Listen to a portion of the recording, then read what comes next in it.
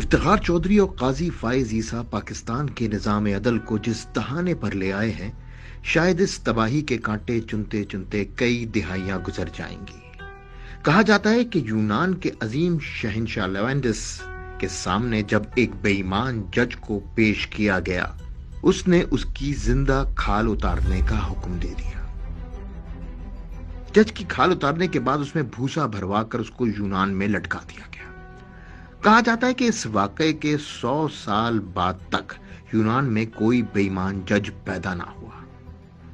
آج پاکستان کے تڑپتے بلکتے مسائل ریزہ ریزہ ہوئے نظام انصاف کی داستان سنا رہے ہیں۔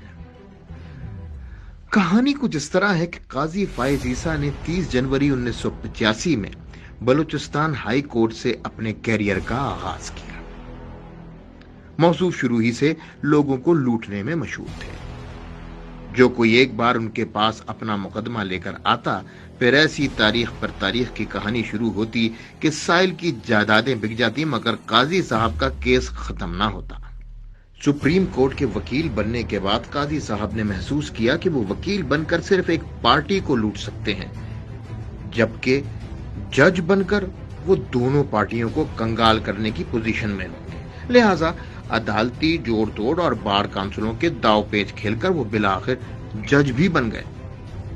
اب قانون ان کے گھر کی لونڈی اور انصاف ان کی داشتہ تھی۔ ملک بھر کے چور اچکے قبضہ مافیا رات کی تاریکی میں نوٹوں کے بریف کیس بھر کر ان کے پاس لاتے اور اپنے من پسند فیصلے کرواتے۔ مگر یہاں ایک مشکل تھی، اور وہ مشکل یہ تھی کہ اس بے پناہ دولت کو چھپایا کدھر جائے۔ جسٹس قاضی فائز عیسیٰ نے لندن میں اپنی بیگم سرینا عیسیٰ کے نام پر مہنگے فلیٹس خریدنے شروع کیے۔ جسٹس فائز عیسیٰ جب FBI کے ریڈار پر آئے اور ان سے ان کے لندن فلیٹس کا حساب مانگا گیا تو موصوف نے اپنے ساتھی ججوں کے ساتھ مل کے ایسا قانون بنا دیا کہ کوئی بھی جج کی کسی فیملی ممبر سے اس کی دولت کا حساب ہی نہیں مانگ سکتا۔ واہ جناب!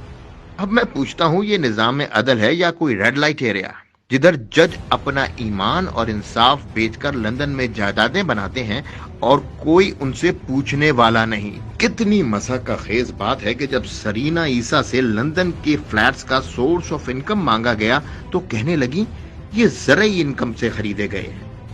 جب زرعی انکم کا سورس مانگا گیا تو فوراً ایسا قانون بنوا لیا گیا کہ آج کے بعد کوئی بھی جج کی بیوی سے حساب نہ مانگ سکے۔